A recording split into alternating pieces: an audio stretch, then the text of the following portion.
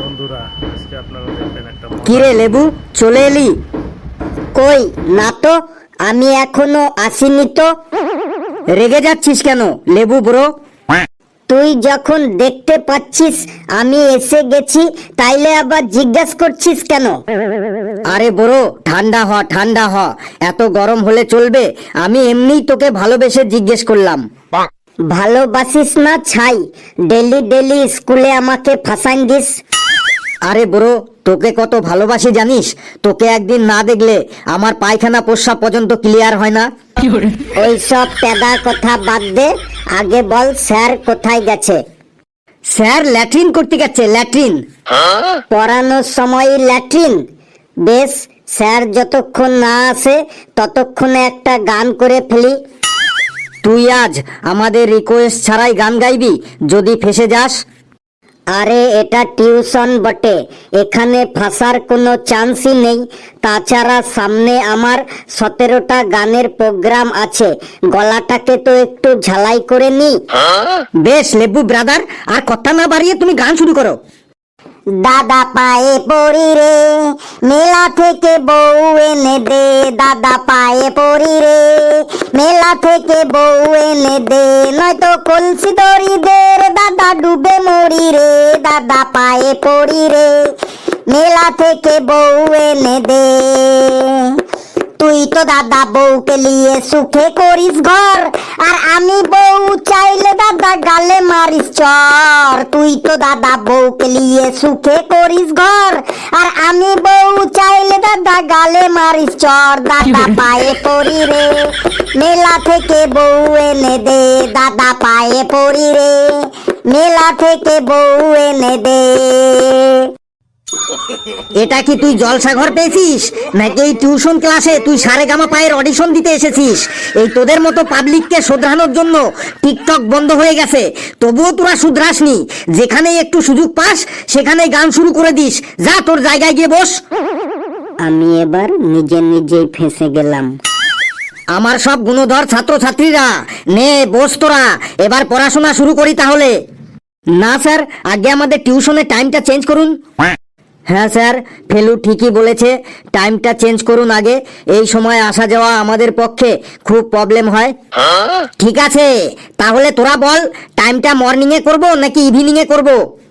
Sir সারা রাত PUBG খেলার পরে মর্নিংয়ে অত সকালে ঘুম থেকে উঠতে আমার খুব অসুবিধা হয়। আর স্যার মর্নিংয়ে যদি টিউশনে আসি তাহলে স্কুলে কি আমার কাকা যাবে নাকি আমার মামা যাবে? ইম্পসিবল স্যার, মর্নিংয়ে তো কোনো মতেই হবে নাই। মর্নিংয়ে পায়খানা প্রস্রাব করার থাকে, তারপর খাওয়া দাওয়ার ব্যাপারটা থাকে। মর্নিংয়ে তো কোনো মতেই হবে নাই। তাহলে তোরা এক কাজ করবি, স্কুল থেকে ডাইরেক্ট টিউশনে চলে আসবি। স্যার আপনি কি আমাদের পাগল করতে চাইছেন? স্কুলে এত পড়াশোনার পরে ডাইরেক্ট টিউশন? আপনি তো দেখছি আমাদের একদম পাগল করেই ছাড়বেন। স্যার স্কুলে এত চাপের পরে ডাইরেক্ট টিউশনে এলে তো দুদিনেই আমাদের মাথায় টাক পড়ে যাবে। না স্যার, এইটো একদম ইম্পসিবল। স্কুল থেকে বাড়িতে এসে আমরা পায়খানা প্রস্রাব করি, তারপর হালকা করে টিফিনটো করি। আপনি কি চাইছেন টিউশনের চক্করে পড়ে আমাদের পায়খানা প্রস্রাব টিফিন খাওয়া সব বন্ধ করে দিই? তাহলে এক কাজ কর, তোরা স্কুল ছুটি হবার 2 ঘন্টা পরে আসবি, ঠিক 4টের সময়। স্যার এটাই সব থেকে ভালো টাইমিং স্যার, বিকেল 4টের সময়ই আসবো স্যার। এইটা আবার কি বলছিস হাবলু? 4টের সময় ঠিক হবে? তাহলে অঙ্কের টিউশনে কে যাবে? তোর মামা যাবে অঙ্কের টিউশনে? তুই তাহলে অঙ্কের টিউশন করবি না? এই হাবলু, তুই ম্যাথ পরীক্ষায় কত পেয়েছিলি আগে বল? 4টের সময় যদি আমরা এখানে আসি তাইলে ম্যাথের টিউশনটাতে তোর জ্যাঠা যাবে? তুই এইটো আগে বল হাবলু আমাকে। আহা তোরা শান্ত হ শান্ত হ। তাহলে এক কাজ কর, তোরা সবাই বিকেল 5টার সময় চলে আসবি। 5টার সময়? স্যার বিকেল 5টার সময় কোনো টাইম হলো স্যার? ওই সময় আমরা সবাই খেলতে যাই, ওই সময় আবার একটা পড়াশোনা করার টাইম হলো। হ্যাঁ স্যার গেট্টু ঠিকই বলেছে, 5টার সময় আমরা সবাই খেলতে যাই। যদি খেলাধুলা না করি তাইলে আমাদের শরীর স্বাস্থ্য ঠিক থাকবে কি করে বলুন স্যার? হ্যাঁ স্যার, আমাদের ফিটনেস তো ঠিক রাখতে হবে, কারণ স্বাস্থ্যই সম্পদ। দেশ খেলেগা তবেই তো দেশ বাড়েগা। তাহলে তোরা এক কাজ কর, তোরা সন্ধ্যা 6টার সময় চলে আসবি। অসম্ভব স্যার। কেন অসম্ভব কেন?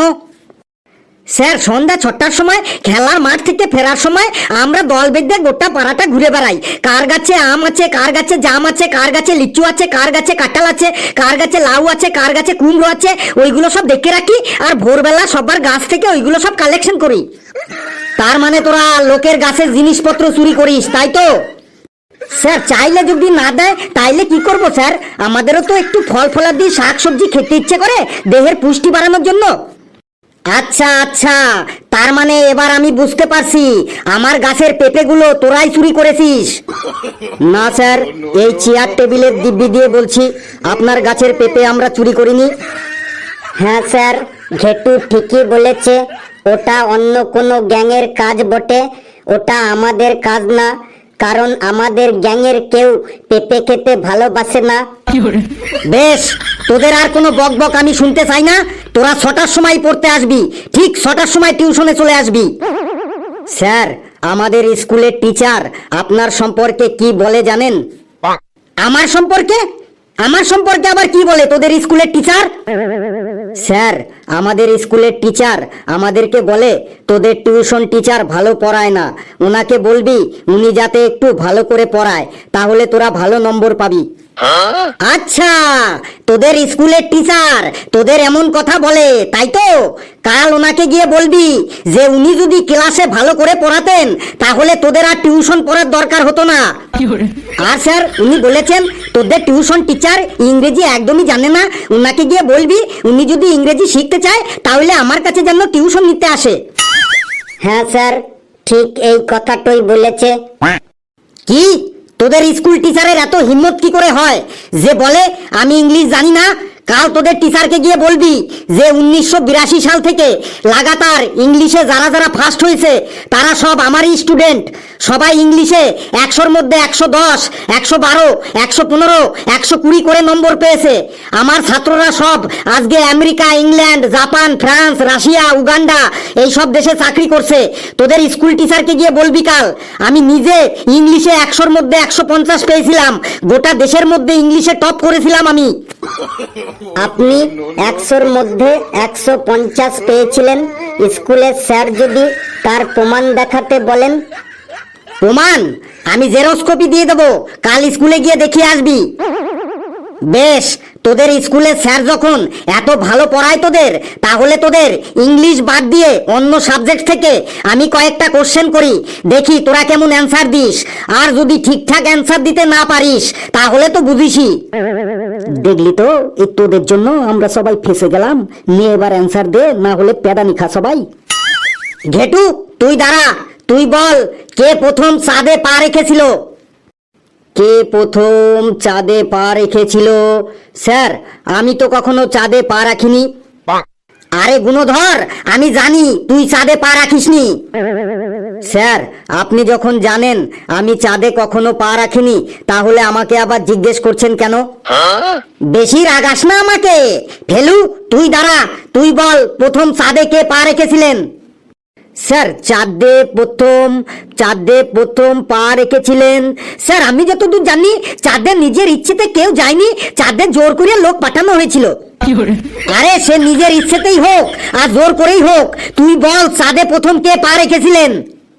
স্যার আমার যতদূর মনে হয় চাঁদে প্রথম পা রেখেছিলেন বারাক ওবামা। কি বারাক ওবামা? একদম রং অ্যান্সার। হ্যাঁ স্যার এইটাই হবে, চাঁদে প্রথম বারাক ওবামা পা রেখেছিলেন। কাল আপনি আমাদের এটা পড়িয়েছিলেন। কই না তো, চাঁদে প্রথম কে পা রেখেছিলেন এটা আমি তোদের কোনোদিনই পড়াইনি তো। স্যার তাহলে যেটা আপনি আমাদের কোনোদিনও পড়াননি সেখান থেকে প্রশ্ন ধরছেন কেন? আরে গুণধরের দল, আমি তোদের জেনারেল নলেজ চেক করছিলাম। স্যার তাহলে আপনি বলে দিন চাঁদে প্রথম কে পা রেখেছিলেন, একবার বলে দিন, দেখবেন সারা জীবন মনে থাকবে আমাদের, তারপর আপনি যেদিন খুশি ধরবেন। ওরে গুণধরের দল শুনে নে, চাঁদে প্রথম পা রেখেছিলেন নীল আর্মস্ট্রং। স্যার এই কোশ্চেনটা পরীক্ষায় কত নম্বরে আসবে একবার বলে দিন। আরে এটা পরীক্ষায় আসবে না, আমি তোদের জেনারেল নলেজ চেক করছিলাম। স্যার এইটো যদি পরীক্ষায় না আসে তাইলে মনে রেখে কি লাভ, শুধু শুধু আমাদের মাথাটো জ্যাম হয়ে থাকবে। আর কথা না বাড়িয়ে চুপচাপ বসে থাক, না হলে কিন্তু এবার তোদের একদম পে দিয়ে গরম করে দেব। ওটাকে হাবলু নাকি? হাবলু তুই দাঁড়া, তুই বল 1000-এ কতগুলো জিরো থাকে, মানে কতগুলো শূন্য থাকে? স্যার 1000-এ 3টি জিরো থাকে। বাহ, ভেরি গুড। হাবলু তুই বস। কালু তুই দাঁড়া, তুই বল 2000-এ কতগুলো জিরো থাকে? স্যার 1000-এ যদি 3টি জিরো থাকে তাহলে 2000-এ ডবল হবে, মানে 2000-এ 6টা জিরো হবে। আমি তো এইটাই বুঝে পাই না, তুই বছর বছর পাস করিস কিভাবে? স্যার পরীক্ষা দিয়েই পাস করি। সে তো আমি বুঝতেই পারছি তুই কি পরীক্ষা দিস, তুই বসে বার। দেখ তোদের আমি স্কুলের পড়া ধরলাম, কিন্তু একজনও ঠিকঠাক অ্যান্সার দিতে পারলি না। এবার দেখ আমি আমার টিউশনের ইংলিশ থেকে পড়া ধরছি, দেখ তোরা কেমন বাঘবাচ্চার মতো অ্যান্সার দিস। দেখ তোদের আমি ইংলিশে কেমন বাঘবাচ্চা বানিয়েছি, এখনই তার প্রমাণ পেয়ে যাবি। ফেলু তুই দাঁড়া তো। দাঁড়িয়েছি sir. Tell you something about the husband. Sir মানে? এই দেখো কোশ্চেনটাই বুঝতে পারছে না তোদের, তাহলে আমি ইংলিশে কি বাগবাচ্চা বানালাম? স্যার কোশ্চেনটা শুধু আপনি একবার বাংলাতে বলে দিন, তারপর দেখুন আমি অ্যান্সারটা কেমন ইংলিশে একদম বাগবাচ্চার মতো বলে দিই। Tell you something about the husband, মানে হাজব্যান্ড সম্পর্কে, মানে স্বামী সম্পর্কে কিছু বল। বুঝেছি স্যার, হাজব্যান্ড মানে স্বামীর রচনা বলতে হবে তো? স্যার বলছি sir. Sir the husband is a নিরীহ social animal. The husband is a 2 leg, 2 hand, 2 চোখ, 2 কান, 1 হেড অ্যান্ড 32 পাটি দাঁত। The husband is A something husband is লম্বা, সামথিং হাজব্যান্ড ইজ বেটে, সামথিং হাজব্যান্ড ইজ পাতলা, সামথিং হাজব্যান্ড ইজ মোটা, something husband is ফর্সা, সামথিং হাজব্যান্ড ইজ কালো। দে আর অলওয়েজ খুবই ভালো। ম্যাক্সিমাম হাজব্যান্ড ইজ সারাদিন খাটাখাটনি করে ইনকাম করিং, বাট তাদের কথা ইজ সংসারেতে না চলিং, সংসারেতে গিন্নির কথাই বেশি বেশি করে চলিং, গিন্নির কথাতেই ওঠা বসা করিং। দ্য হাজব্যান্ড ইজ গিন্নি যা যা রান্না করিং তাতে নুনে কম হইং আর ঝাল বেশি হইং, সেটা না বলিং চুপচাপ খেয়ে উঠিং। মানে হাজব্যান্ড যখন খেতে বসে তখন তার গিন্নি যা যা রান্না করে তাই চুপচাপ খেয়ে ওঠে। খাবারে নুন কম হইলো আর ঝাল বেশি হইলো সেটা বলার উপায় নেই। হোয়েন দ্য হাজব্যান্ড ইজ মার্কেটে যাইং উইথ হিজ ওয়াইফ, মার্কেটে গিয়ে গিন্নি যেটা যেটা পছন্দ করিং দেইং, হাজব্যান্ড সেই জিনিসটাই কিনিং। হোয়েন দ্য হাজব্যান্ড ইজ জামা প্যান্টের দোকানে যাইং, গিন্নি হাজব্যান্ডকে যে যে জামা প্যান্ট পছন্দ করে দেইং, হাজব্যান্ড মুখ বুঝে তাই তাই কিনিং। হাজব্যান্ডের যদি হলুদ রঙের জামা পছন্দ হইং, বাট গিন্নি যদি নীল রঙের জামা পছন্দ করিং, তো ওই হলুদ রঙের জামাটা বাদ দিয়ে নীল রঙের জামাটাই নিরুপায় হয়ে চোখ বুঝে কিনতে হইং। হোয়েন দ্য গিন্নি ইজ শাড়ি কিনিং, দ্য হাজব্যান্ড ইজ চুপচাপ গিন্নির পেছনে দাঁড়িয়ে থাকিং। When the husband is Mughlai খেতে চাইং, বাট হিজ গিন্নি ইজ এগরোল খেতে চাইং, তখন হাজব্যান্ডের মোগলাই বাদ দিয়ে গিন্নির কথাতেই এগরোল খাইং। দ্য হাজব্যান্ড ইজ অলওয়েজ 32 পাটি দাঁত বার করে থাকিং, so the husband is very important in our life. বুঝেছি। বাপরে বাপ, তুই এবার থাম, না হলে কিন্তু আমি এখন পাগল হয়ে যাব।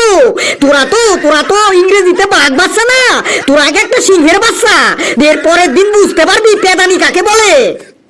তোরা এখন বাড়ি যা, 1 মাসের জন্য তোদের টিউশন বন্ধ।